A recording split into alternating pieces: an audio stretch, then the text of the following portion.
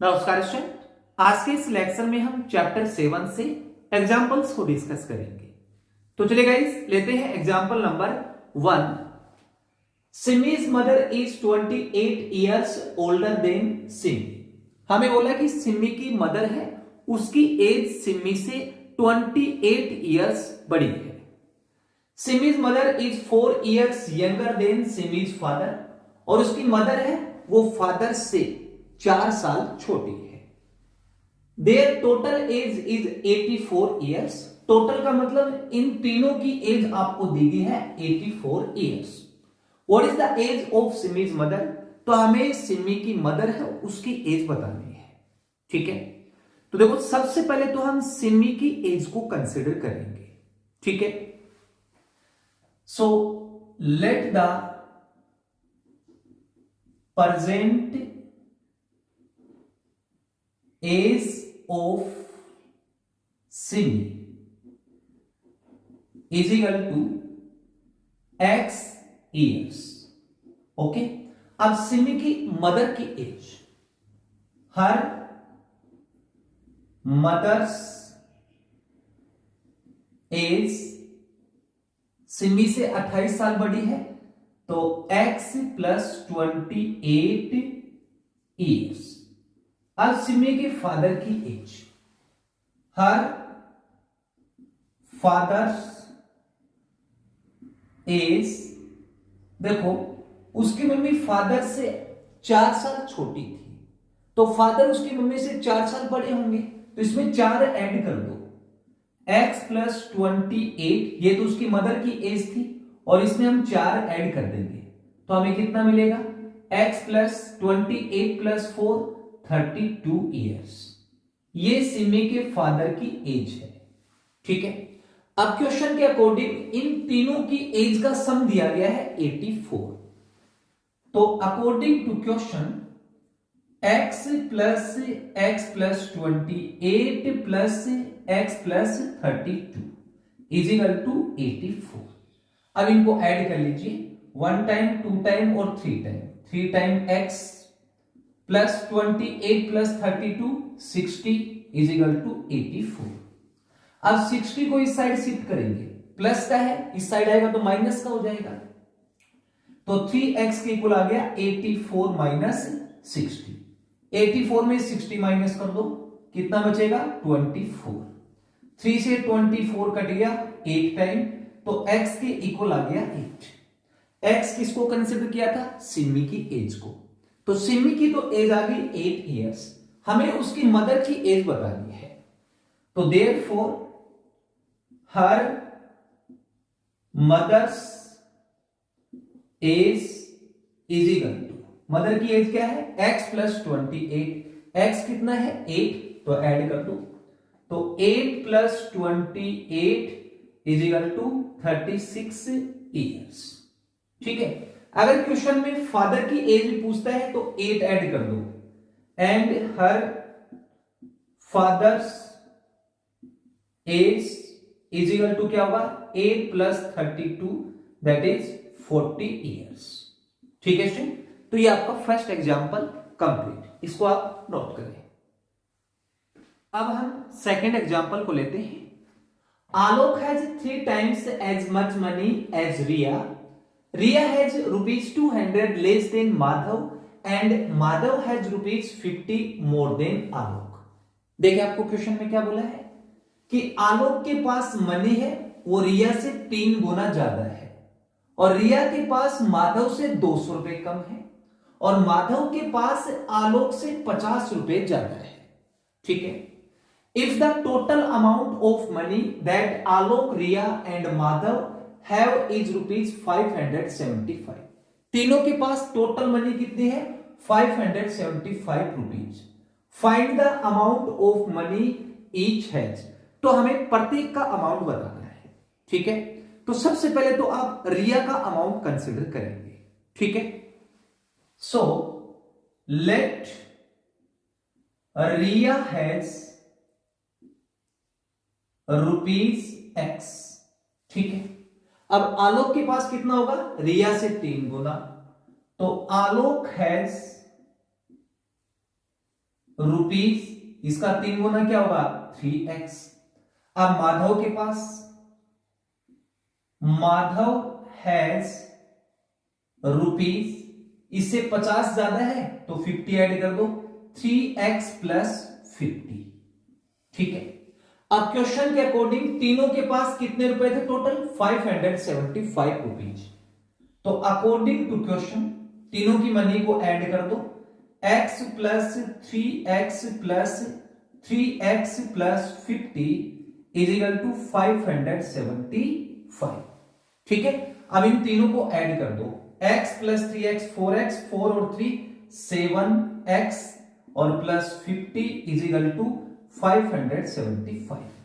अब 50 को इस साइड शिफ्ट कर दो, माइनस का हो जाएगा, 7x इज इक्वल टू आएगा 575 माइनस 50, 50 माइनस कर दो तो 7x इज इक्वल टू आ जाएगा 525। अब 7 से कट जाएगा कितने टाइम आपका 75 टाइम। ये x की वैल्यू आ गई। x किसको कंसीडर किया था रिया की मनी को, तो therefore money with Riya is equal to ₹75।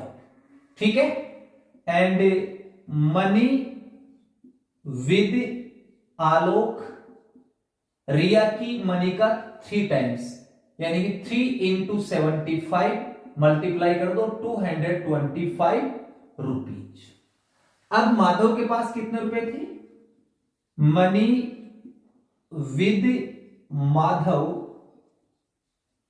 Is equal to, Alok से 50 रुपए ज्यादा थे तो इसमें 50 ऐड कर दो, 225 plus 50 that is ₹275।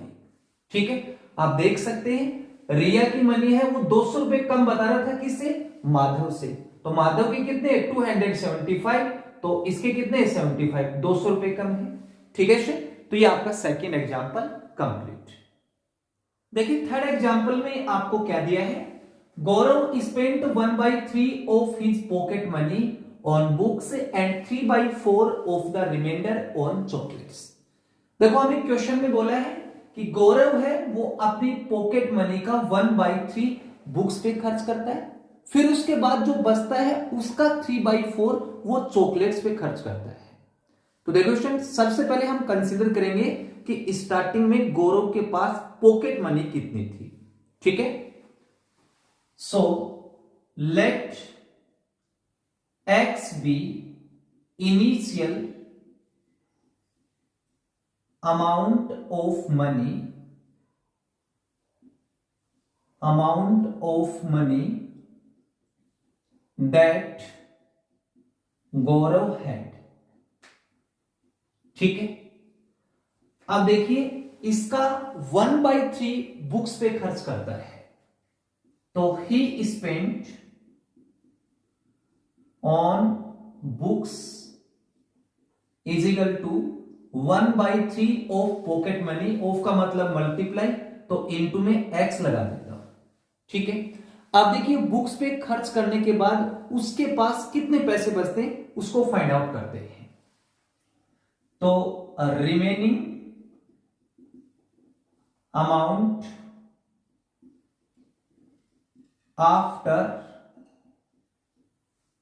Buying the books, pocket money थी x, उसमें से माइनस कर देंगे जो बुक्स पे खर्च किया है, तो x/3। अब इसको सोल्व कर लीजिए, 1 और 3 का एलसीएम 3 आ जाएगा, 3x के साथ मल्टीप्लाई होगा तो 3x minus x that is हमारे पास आ जाएगा 2x/3। अब इसका 3/4 वो चॉकलेट्स पे खर्च करता है, तो he spent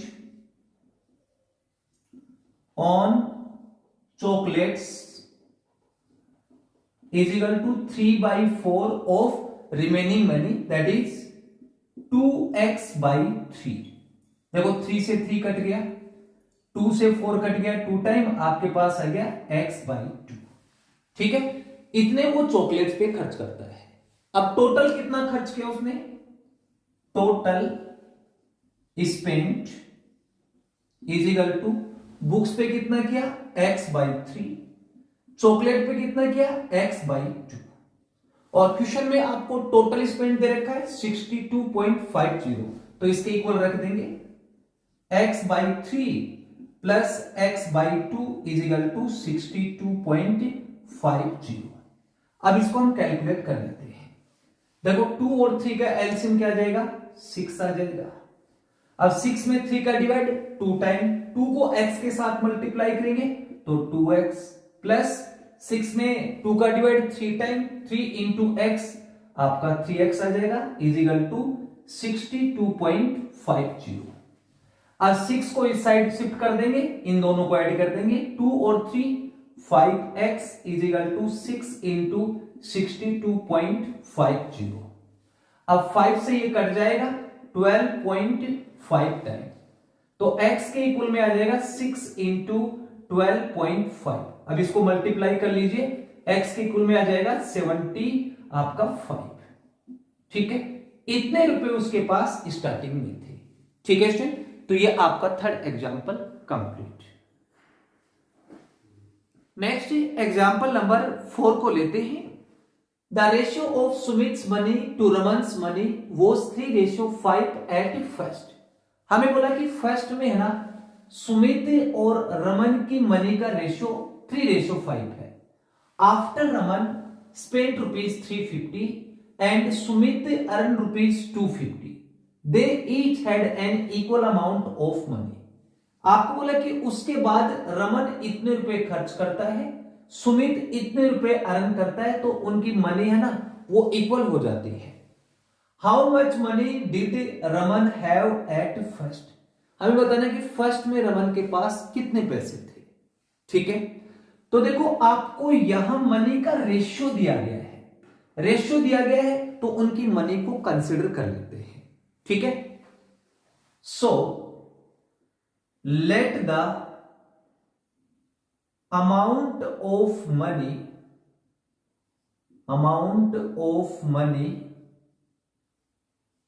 Sumit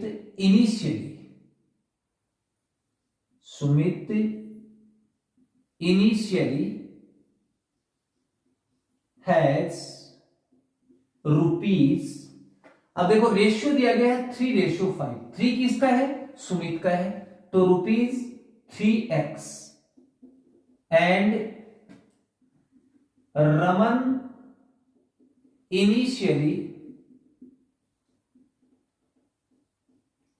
has rupees, इसका 5 दिया है तो 5x।